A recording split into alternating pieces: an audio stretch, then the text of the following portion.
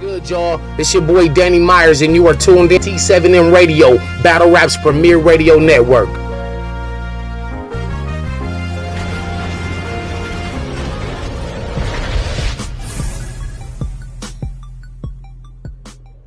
T7M Radio.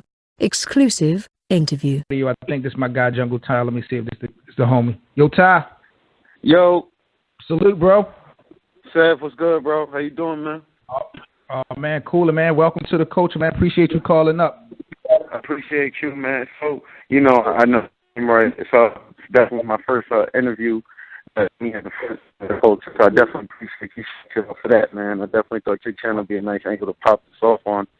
Appreciate that, man. Appreciate Likewise, bro. Likewise, so, bro. you know, and I've been watching you in the culture for a while now, you know, being from New York, with this, I studied at Seton Hall University. I've been in battle rap just as long as probably like everybody else been watching it, as long as Jesus Christ can remember. And I've been watching you, come up even back to your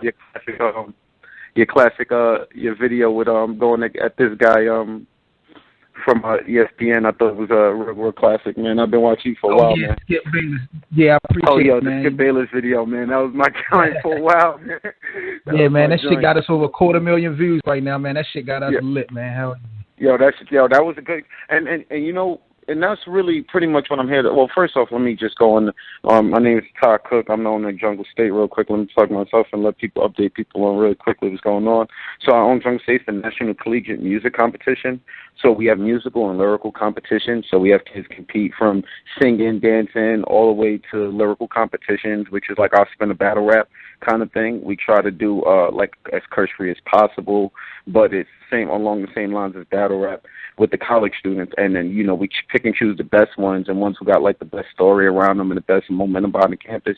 And we have them even compete against, you know, some of the bigger guys who are on the URL stage and some of the main stages to compete against, but not such a layer that we think is actually such a closer division than people think, you know.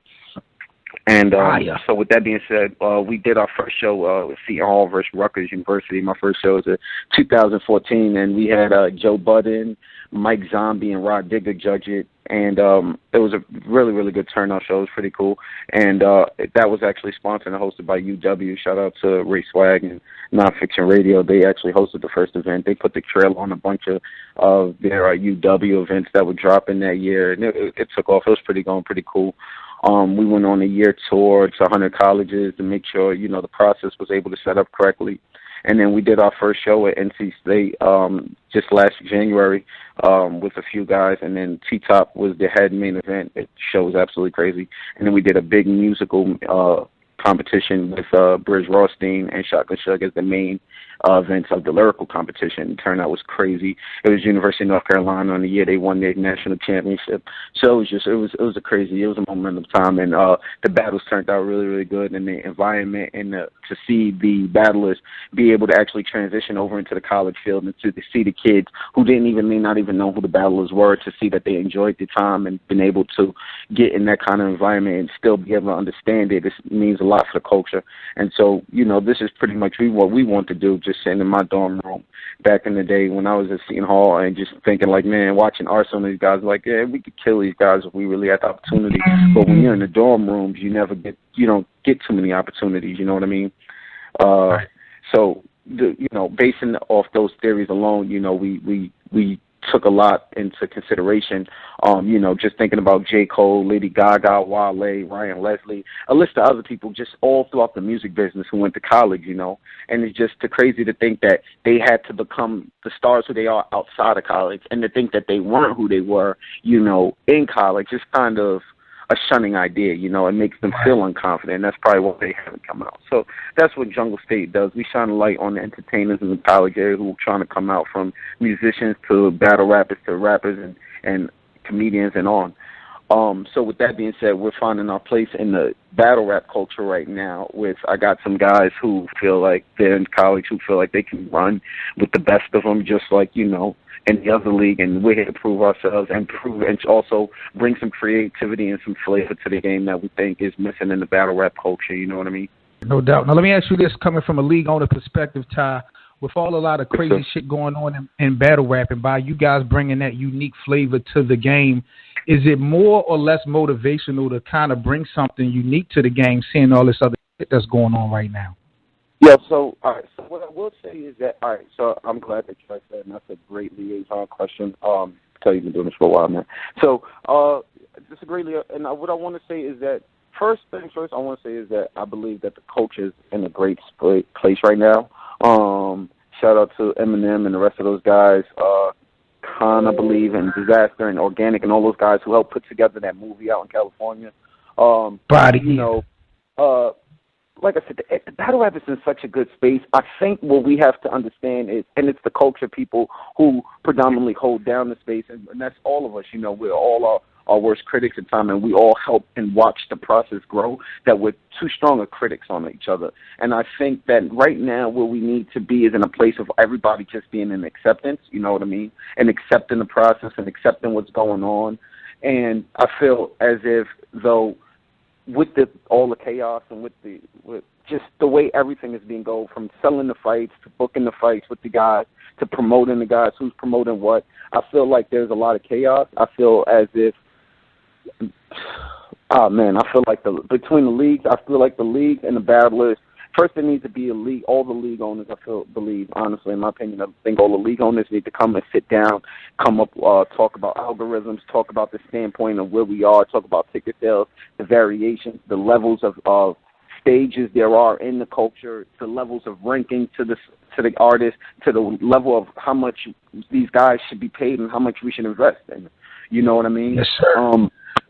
I think that, you know, so I was watching very, very sad and what's going on, and very, very difficult times for the Chris Unbiased guy. Very, very sad and very disgusting things was being allocated towards him. But, you know, I found my way to his page the other day, and I'm watching the Conceited Unbiased review. And so Conceited was, you know, like I said, I'm fully in tune with the culture. Like, I literally don't miss anything, you know. And so I try to think I don't miss anything. And I watching Conceited, he said something about he was in negotiations with y'all, talking about that he wanted, you know, to do 25K for a battle, and he's coming to their negotiations, and it's coming. And he went on to say, you know, because Chris Unbiased went on to ask him, you know, how do you feel about the leagues trying to recoup that money? You know what I mean? And this is going into my way, sorry for the long draw, but this is the perfect way to answer your question. Is Chris Unbiased asked him, you know, well, how do you feel about, you know, the leagues trying to recoup? And Conceited said, honestly, from an artist standpoint, I don't really think about the leagues recouping, and I don't think most artists do. And honestly, that has nothing to do with Conceited, but that's all the facts that there is, and that the artists don't think about it from that standpoint. And it's not their job to. That their job is to come and get paid in the booking. But what we have to do as leagues is to protect ourselves and to protect the momentum of the culture by being able to sustainably pay these guys. You know what I mean? It's not. I'm not saying that Conceited is not worth $25,000. What I'm saying is, if Conceited, we cannot statistically prove that Conceited can sell and we can recoup more $20,000 to $25,000 plus back off booking Conceited. What is the league doing it for besides just getting it for the culture? You know what I mean? What gives the leagues who are paying the money to get the foreign investors to get whatever they're doing to pay the money to get it done? What ambition do they have if they're not even going to be able to recoup the money, let alone barely get the name that they want off of it because of the half-ass promotion that's going on? Again, seeing it from both sides. Oh yeah, I also want to say this too.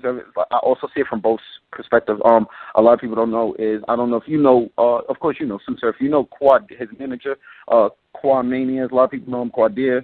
He's a lyrical competition producer on the show. He helps us book a lot of the battles. Shout out to John the Don. We're going against his bullpen league at Clark Atlanta University. Jungle State versus bullpen at Clark Atlanta this fall. Should be big. And, you know, Quad, I've worked with Sue Surf and Quad for years now, literally some years now, probably going on 7-8 years now. And, you know, we were watching Surf, and we were watching Surf's progression and how Surf was coming up and how he grew into his stardom and fame that he did. It was more or less along the lines of him and his brand and how he maneuvered. He had a certain niche. Suf was very popular online. He was very social media popular.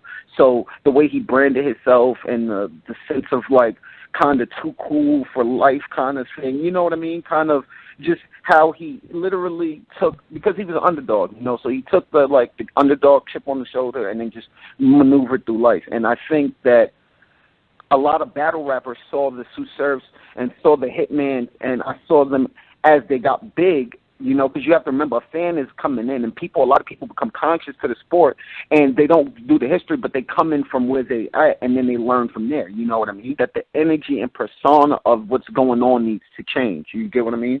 And I do think that there's guys who take this blood, sweat, and tears seriously, and they believe because this can change their life, and they think that this is something to take serious, and I think it shows in their work ethic, and I think those names are easily the ones who acknowledge T-Top, Briz Rothstein, New Jersey Twerk. You can, and again, like I said, I don't work with any of these guys. I can just literally see through the atmosphere of how they rap up there and through how they talk about it, is that they take this with very seriousness because this is a part of their life. This is how they plan on feeding their kids. You know what I mean? So with that being said, I think that where we are in battle rap, we need to allow that for the comfort for it to grow. Everybody sees Lux and Mook, and everybody's talking $40,000 and $50,000, which I won't say hurts or helps the culture, because that's just a whole different topic. But you see these guys, T-Top and Briz Rothstein, and they watch Murder Mook and Loaded Lux X for $50,000, and it's like, it hurts from even a league owner's aspect. It hurts from a fan's aspect. It hurts from even being in the coach aspect, just watching it, because you understand that Briz Rothstein is on a fucking tangent right now. Briz Rothstein is something like 12-1 and 12 or 10-2 in his last 12 rounds. You know what I'm saying? Or maybe 11-1 in his last 12 rounds. And for him to be sitting on in the peak that he's on, and the skill and how focused Briz Rothstein, how focused the T-Top is right now, for them to see that, for them to know whatever their price is, to know that Mook is asking for $50,000, and he doesn't even support the culture or promote the culture as much as of today, it makes them feel as psychologically that they are worth more money. Do you get what I mean? Where can they kind of keep up with Jungle State College on social media? Y'all got the YouTube channel popping off, or Twitter? Let everybody know where they can follow you. Yeah, man, Jungle State, definitely, man. Jungle State on Instagram, Jungle State TV on Twitter, and junglestate.com, and you could definitely YouTube Jungle State. Briz Rothstein versus North Carolina A&T Grits out now. Shotgun Suge versus Anderson Burris, NC State, which is definitely a good one. One of my guys definitely got a W right there. And then T-Top versus SK the Novelist, NC State.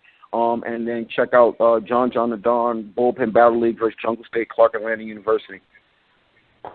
Already know. We'll tell you, I appreciate you calling up, man. The big salute to you. The best of luck to y'all guys. Anything you need from me promotion-wise, you already know I got you covered. Yeah, I appreciate you, bro, man. You the man for this, bro. Thanks for giving me the platform, man, and definitely shout out to you and your subscribers, bro. Have a good one, man. Oh, no question. We got to get some of the artists up on the show, man, and we're going to talk our shit. You already know. Yes, sir, bro. Have a good night, man. Do the same. Salute, Ty.